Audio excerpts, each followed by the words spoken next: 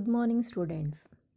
ಇಂದಿನ ಈ ತರಗತಿಯಲ್ಲಿ ನಾವು ಪಾಠ 9 ಎದೆಗುಂದದ ಧೀರರು ಇದರ ಬಗ್ಗೆ ತಿಳಿದುಕೊಳ್ಳೋಣ. ಈ ಪಾಠವನ್ನು ಬರೆದವರು ಎಂ.ಎನ್. ಸುಂದರರಾಜ.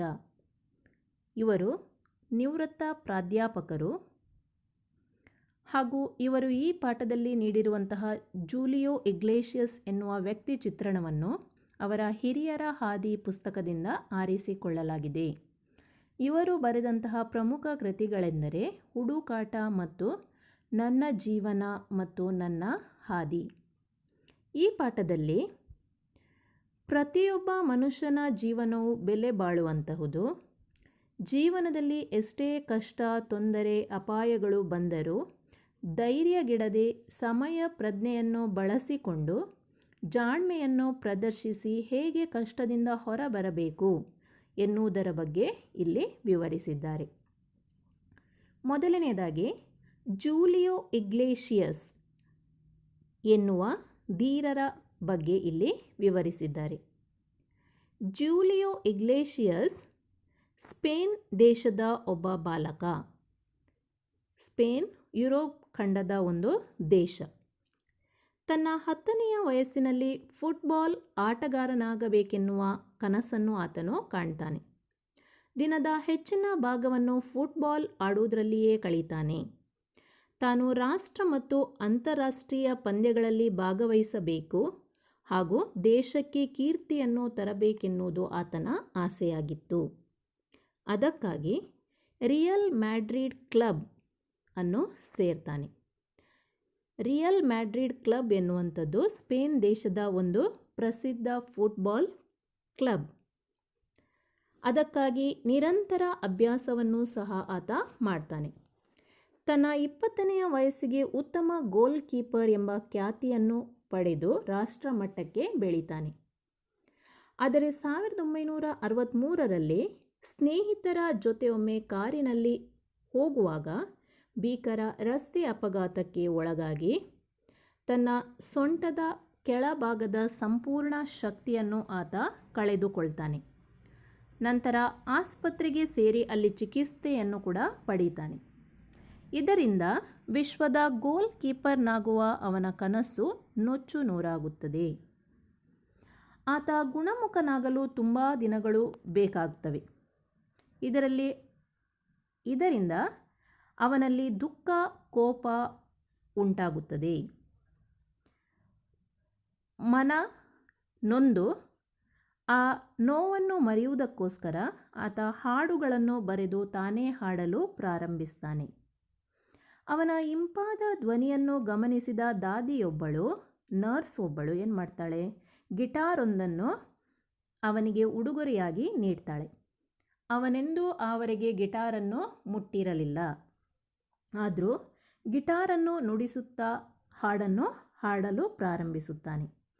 ಹೀಗೆ ಸುಮಾರು 18 ತಿಂಗಳು ಆತನು ಆಸ್ಪತ್ರೆಯಲ್ಲೇ ಕಳೀತಾನೆ. 18 ತಿಂಗಳು ಅಂದರೆ ಸುಮಾರು 1.5 ವರ್ಷಗಳಷ್ಟು ಕಾಲವನ್ನು ಆತನು ಆಸ್ಪತ್ರೆಯಲ್ಲಿಯೇ ಕಳೆಯುತ್ತಾನೆ.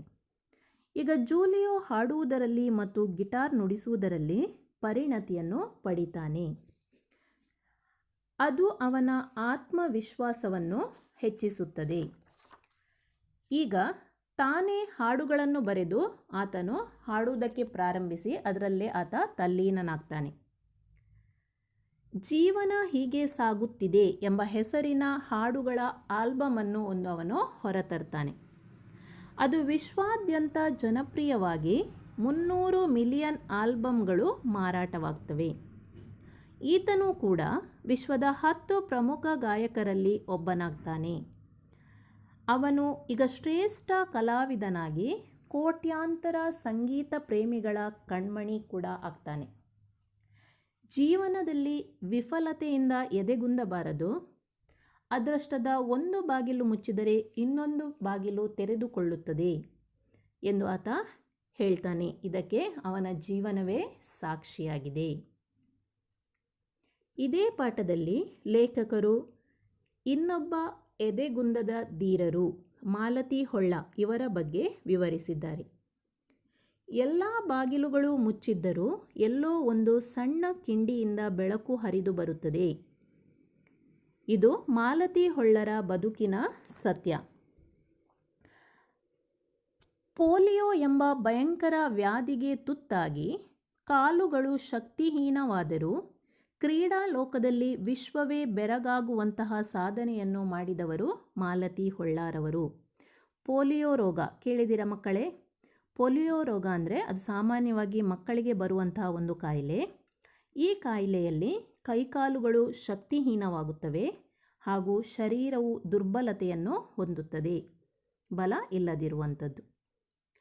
ಇಂತಹ ವ್ಯಾಧಿ ಇದ್ದರೂ ಕೂಡ ಕ್ರೀಡಾ ಲೋಕದಲ್ಲಿ ವಿಶ್ವವೇ ಬೆರಗಾಗುವಂತಹ ಸಾಧನೆಯನ್ನು ಮಾಡಿದವರು ಮಾಲತಿ ಹೊಳ್ಳಾರವರು. ವಿಧಿ ನೀಡಿದ ಅಂಗವಿಕಲತೆ ಈ ಸಾಧಕಿಯ ಪಾಲಿಗೆ ವರವಾಗುತ್ತದೆ. ಮಾಲತಿ ಹೊಳ್ಳರ ತಂದೆ ಕೃಷ್ಣಮೂರ್ತಿ ಹೊಳ್ಳ ಹಾಗೂ ತಾಯಿ ಪದ್ಮಾವತಿ.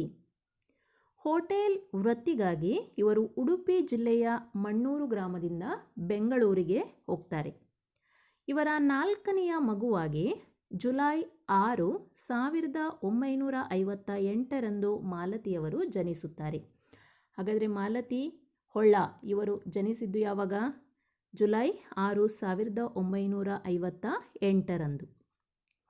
ದುರದೃಷ್ಟವಶಾತ್ 1 ವರ್ಷದ ಮಗು ಇರುವಾಗ ಮಾಲತಿಯವರಿಗೆ ಪೋಲಿಯೋ ರೋಗ ಬರ್ತದೆ. ಮಗುವನ್ನು ಚೆನ್ನೈನಲ್ಲಿರುವ ದತ್ತಾತ್ರೇಯ ಮೆಡಿಕಲ್ ಸೆಂಟರ್ ಎಂಬ ಪುನರ್ವಸತಿ ಕೇಂದ್ರಕ್ಕೆ ಚಿಕಿತ್ಸೆಗಾಗಿ ಅಲ್ಲಿ ಕರ್ಕೊಂಡು ಹೋಗ್ತಾರೆ. ಆಕೆಯ ಬಾಲ್ಯದ ಬಹುಭಾಗವನ್ನು ಅವರಲ್ಲಿಯೇ ಕಳೀತಾರೆ, ಆಸ್ಪತ್ರೆಯಲ್ಲಿಯೇ ಕಳೀತಾರೆ. ದೇಹದ ನರಗಳೆಲ್ಲ ಚೆಂಡಿನಂತೆ ಒಂದುಗೂಡುವುದು ಇವರ ಕಾಯಿಲೆಯ ಸ್ವರೂಪ. ಇದನ್ನು ತಪ್ಪಿಸಲು ಪ್ರತಿ 6 ತಿಂಗಳಿಗೊಮ್ಮೆ ಮಾಲತಿ ಅವರಿಗೆ ಶಸ್ತ್ರಚಿಕಿತ್ಸೆ ಮಾಡಬೇಕಾಗ್ತಿತ್ತು. 6 ತಿಂಗಳಿಗೊಮ್ಮೆ ಅಂದರೆ ವರ್ಷಕ್ಕೆ 2 ಬಾರಿ. ಇಂತಹ 32 ಶಸ್ತ್ರಚಿಕಿತ್ಸೆಗಳನ್ನು ಅವರು ಎದುರಿಸಿದರು. ಅವರಿಗೆ ಸುಮಾರು 32 ಶಸ್ತ್ರಚಿಕಿತ್ಸೆ ಅಂದರೆ ಆಪರೇಷನನ್ನು ಮಾಡ್ತಾರೆ. ಆದಾಗ್ಯೂ ಪ್ರತಿ ಪರೀಕ್ಷೆಯಲ್ಲೂ ಮಾಲತಿ ತರಗತಿಗೆ ಪ್ರಥಮಳಾಗಿರುತ್ತಿದ್ದರು. ಇಷ್ಟು ಶಸ್ತ್ರಚಿಕಿತ್ಸೆ ಆದರೂ ಕೂಡ ಪದೇ ಪದೇ ಆಸ್ಪತ್ರೆಗೆ ಹೋಗಬೇಕಾಗಿ ಬಂದರೂ ಕೂಡ ತರಗತಿಯಲ್ಲಿ ಇವರೇ ಪ್ರಥಮಳಾಗಿರುತ್ತಿದ್ದರು. 1975ರಲ್ಲಿ ಬೆಂಗಳೂರಿಗೆ ಹಿಂತಿರುಗಿ ಬಂದ ನಂತರ ಇವರು ಮಹಾರಾಣಿ ಕಾಲೇಜಿನಲ್ಲಿ ತಮ್ಮ ವಿದ್ಯಾಭ್ಯಾಸವನ್ನು ಮುಂದುವರಿಸ್ತಾರೆ. ತಂದೆಯ ಪ್ರೋತ್ಸಾಹದ ನುಡಿಗಳು ಇವರಿಗೆ ಧೈರ್ಯವನ್ನು ತುಂಬುತ್ತವೆ. ಅದೇ ವರ್ಷ ರಾಷ್ಟ್ರೀಯ ಅಂಗವಿಕಲರ ಕ್ರೀಡಾಕೂಟದಲ್ಲಿ ಭಾಗವಹಿಸಿ ಇವರು 2 ಚಿನ್ನದ ಪದಕ ಹಾಗೂ 2 ಬೆಳ್ಳಿಯ ಪದಕಗಳನ್ನು ತಮ್ಮದಾಗಿಸಿಕೊಳ್ತಾರೆ. ಈ ಯಶಸ್ಸು ಕ್ರೀಡೆಗಳತ್ತ ಅವರ ಒಲವು ಬೆಳೆಯಲು ಕಾರಣವಾಯಿತು. ಈ ಯಶಸ್ಸಿನಿಂದ ಅವರು ಇನ್ನೂ ಹೆಚ್ಚಾಗಿ ತನ್ನನ್ನು ತಾನು ಕ್ರೀಡೆಯಲ್ಲಿ ತೊಡಗಿಸಿಕೊಳ್ಳಿಕ್ಕೆ ಸಹಾಯಕವಾಗ್ತದೆ. ಒಮ್ಮೆ ಅಹಮದಾಬಾದಿನಲ್ಲಿ ನಡೆದ ಕ್ರೀಡಾಕೂಟದಲ್ಲಿ ಗಾಲಿ ಕುರ್ಚಿಯ ಓಟದ ಸ್ಪರ್ಧೆಗೆ ವೀಲ್ಚೇರ್ ಓಟದ ಸ್ಪರ್ಧೆಗೆ ಬೇರೆ ಮಹಿಳಾ ಸ್ಪರ್ಧಿಗಳೇ ಇರಲಿಲ್ಲ. ಆಗ ಇವರು ಪುರುಷ ಸ್ಪರ್ಧಿಗಳೊಂದಿಗೆ ಭಾಗವಹಿಸಬೇಕಾಗಿ ಬರ್ತದೆ. ಆದರೆ ಅಲ್ಲಿ ಭಾಗವಹಿಸಿದ ಎಲ್ಲ ಪುರುಷ ಸ್ಪರ್ಧಿಗಳು ಆಗಾಗಲೇ ಹೆಸರು ಮಾಡಿದವರಾಗಿರುತ್ತಾರೆ. ಆದರೆ ಅದ್ಭುತ ಏನೆಂದರೆ ಆ ಸ್ಪರ್ಧೆಯಲ್ಲಿ ಗೆದ್ದವರು ಮಾಲತಿ ಹೊಳ್ಳರೇ ಆಗಿದ್ದರು. ಒಬ್ಬ ಮಹಿಳೆ ಪುರುಷರನ್ನು ಹಿಮ್ಮೆಟ್ಟಿಸಿ ಬಹುಮಾನ ಪಡೆದಾಗ ಅಭಿನಂದನೆಗಳ ಸುರಿಮಳೆಯೇ ಅವರಿಗೆ ಸಿಗ್ತದೆ. Korea, Denmark, Beijing, Bangkok, Belgium, Birmingham, ಮ್ಯಾಂಚೆಸ್ಟರ್ಗಳಲ್ಲಿ ನಡೆದ ಅಂತಾರಾಷ್ಟ್ರೀಯ ಕ್ರೀಡಾಕೂಟಗಳಲ್ಲಿ, ಏಷ್ಯಾಡ್ ಕ್ರೀಡಾಕೂಟಗಳಲ್ಲಿ ಗಾಲಿ ಕುರ್ಚಿ ಓಟ, ಗುಂಡು ಎಸೆತ, ತಟ್ಟೆ ಎಸೆತ, ಈಟಿ ಎಸೆತ ಮುಂತಾದ ಸ್ಪರ್ಧೆಗಳಲ್ಲಿ ಅವರು ಭಾಗವಹಿಸಿ ಅವರು ವಿಜಯಿಯಾಗ್ತಾರೆ. ಅಂದರೆ ಅವರು ಸ್ಪರ್ಧೆಯಲ್ಲಿ ಗೆಲ್ತಾರೆ. ಆಗ ಇಡೀ ವಿಶ್ವವೇ ಅವರನ್ನು ತಿರುಗಿ ನೋಡ್ತದೆ. ಬರ್ಮಿಂಗ್ಹ್ಯಾಮ್ಗೆ ಹೋದಾಗ ಬಸ್ನಿಂದ ಬಿದ್ದು ಮೂಳೆ ಮುರಿದರೂ ಅವರ ಉತ್ಸಾಹ ಮಾತ್ರ ಇನ್ನೂ ಕಡಿಮೆಯಾಗಿರಲಿಲ್ಲ. ಇದು ಅವರಿಗೆ 17ನೇ ಮೂಳೆ ಮುರಿತವಾಗಿತ್ತು. ಕ್ರೀಡಾ ಜಗತ್ತಿನಲ್ಲಿ ಮಾಲತಿ ಹೊಳ್ಳರ ಸಾಧನೆಯನ್ನು ಪರಿಗಣಿಸಿ ಭಾರತ ಸರ್ಕಾರವು ಅವರಿಗೆ ಅರ್ಜುನ ಪ್ರಶಸ್ತಿಯನ್ನು 1995ರಲ್ಲಿ, ಪದ್ಮಶ್ರೀ ಪ್ರಶಸ್ತಿಯನ್ನು 2001ರಲ್ಲಿ ನೀಡಿ ಗೌರವಿಸಿತು. ಕೆ.ಕೆ. ಬಿರ್ಲಾ ಪ್ರಶಸ್ತಿ, ಅಮೇರಿಕನ್ ಬಯೋಗ್ರಾಫಿಕಲ್ ಇನ್ಸ್ಟಿಟ್ಯೂಟ್ನ ವರ್ಷದ ಮಹಿಳಾ ಪ್ರಶಸ್ತಿ, ಇಂಗ್ಲೆಂಡ್ನ ಅಂತಾರಾಷ್ಟ್ರೀಯ ಬಯೋಗ್ರಾಫಿಕಲ್ ಕೇಂದ್ರದ ಅಂತಾರಾಷ್ಟ್ರೀಯ ಮಹಿಳಾ ಪ್ರಶಸ್ತಿ, ಕರ್ನಾಟಕ ಸರ್ಕಾರದ ಏಕಲವ್ಯ ಪ್ರಶಸ್ತಿ ಮುಂತಾದ 30ಕ್ಕೂ ಹೆಚ್ಚಿನ ಪ್ರತಿಷ್ಠಿತ ಪ್ರಶಸ್ತಿಗಳು ಇವರಿಗೆ ದೊರಕಿವೆ. ಇವರು ಅಭಿನಯ ಜಗತ್ತಿಗೂ ಹೊರತಾಗಿರಲಿಲ್ಲ. ಡಾಕ್ಟರ್ ರಾಜ್ಕುಮಾರ್ ಅವರೊಡನೆ ಕಾಮನಬಿಲ್ಲು ಚಲನಚಿತ್ರದಲ್ಲಿ ಅಭಿನಯಿಸುವ ಮೂಲಕ ಮೆಚ್ಚುಗೆಗೆ ಪಾತ್ರರಾಗಿದ್ದಾರೆ. ಇವರು ಸಿಂಡಿಕೇಟ್ ಬ್ಯಾಂಕ್ ಉದ್ಯೋಗಿ, ಅಂದರೆ ಸಿಂಡಿಕೇಟ್ ಬ್ಯಾಂಕಿನಲ್ಲಿ ಕೆಲಸವನ್ನು ಮಾಡ್ತಾ ಇರುವಂತಹ ಉದ್ಯೋಗಿ. ವಿಧಿ ಬದುಕಿನಲ್ಲಿ ಕೊಟ್ಟ ನೋವನ್ನು ನುಂಗಿ ವಿಶ್ವವೇ ಬೆರಗಾಗುವಂತೆ ಬೆಳೆದಿರುವುದರಲ್ಲಿ ಅವರ ಪರಿಶ್ರಮವಿದೆ. ಅಂದರೆ ಕಷ್ಟಪಟ್ಟು ಅವರು ಆ ಮಟ್ಟಕ್ಕೆ ಬೆಳೆದಿದ್ದಾರೆ. ಅವರ ಸಾಧನೆಯನ್ನು ಕುರಿತು ಬರೆಯಲಾದ ಪ್ರೌಢ ಪ್ರಬಂಧವೊಂದಕ್ಕೆ ಗೌರವ ಡಾಕ್ಟರೇಟ್ ಪ್ರಶಸ್ತಿ ಕೂಡ ಲಭಿಸಿದೆ. ತಮ್ಮಂತೆಯೇ ವಿಕಲಚೇತನರಾದ ಗ್ರಾಮಾಂತರ ಪ್ರದೇಶದ ಮಕ್ಕಳಿಗೆ ಆಶ್ರಯ, ಶಿಕ್ಷಣ, ವೈದ್ಯಕೀಯ ನೆರವು ಇವೆಲ್ಲವನ್ನು ನೀಡುವ ಸಲುವಾಗಿ ಇವರು ಮಾತೃ ಫೌಂಡೇಶನ್ ಎಂಬ ಒಂದು ಸೇವಾ ಸಂಸ್ಥೆಯನ್ನು ಪ್ರಾರಂಭಿಸಿದ್ದರು. ಸದಾ ಚಟುವಟಿಕೆ ಅವರ ಯಶಸ್ಸಿನ ಗುಟ್ಟಾಗಿತ್ತು. ಅಂದರೆ ಸದಾ ಚಟುವಟಿಕೆಯಿಂದ ಕೂಡಿರುವಂಥದ್ದು ಇದು ಅವರ ಯಶಸ್ಸಿನ ಗುಟ್ಟು. ಕೀಳರಿಮೆಗಿಂತ ಮಿಗಿಲಾದ ಅಂಗವೈಕಲ್ಯವಿಲ್ಲ. ಅಂದರೆ ತನ್ನನ್ನು ತಾನೇ ಕೀಳರಿಮೆಯಿಂದ ನೋಡುವುದು. ತಾನು ಅಂಗವೈಕಲ್ಯತೆಯನ್ನು ಹೊಂದಿದ್ರೂ ಕೂಡ ತನ್ನನ್ನು ತಾನು ಕೀಳರಿಮೆಯಿಂದ ನೋಡುವುದು, ಇದಕ್ಕಿಂತ ಮಿಗಿಲಾದ ಅಂಗವೈಕಲ್ಯ ಬೇರೊಂದಿಲ್ಲ. ನಾವು ನಗುತ್ತಲೇ ಜೀವನವನ್ನು ಎದುರಿಸಬೇಕು ಎನ್ನುವುದು ಅವರ ಸಿದ್ಧಾಂತವಾಗಿತ್ತು. ಇವರ ಜೀವನ ವಿಶೇಷ ಚೇತನರಿಗೆ, ಅಂದರೆ ವಿಭಿನ್ನ ಸಾಮರ್ಥ್ಯವುಳ್ಳವರಿಗೆ ಮಾತ್ರವಲ್ಲದೆ ಎಲ್ಲ ಮಹಿಳೆಯರಿಗೂ ಸ್ಫೂರ್ತಿದಾಯಕವಾಗಿತ್ತು. ಛಲಗಾತಿ ಮಾಲತಿ ವಿಶೇಷ ಚೇತನರ ಕ್ರೀಡಾ ಪ್ರಪಂಚದಲ್ಲಿ ಹಲವು ದಾಖಲೆಗಳನ್ನು ನಿರ್ಮಿಸಿ ಭಾರತದ ಕೀರ್ತಿಯನ್ನು ಹೆಚ್ಚಿಸಿದ್ದಾರೆ. ಮಕ್ಕಳೇ,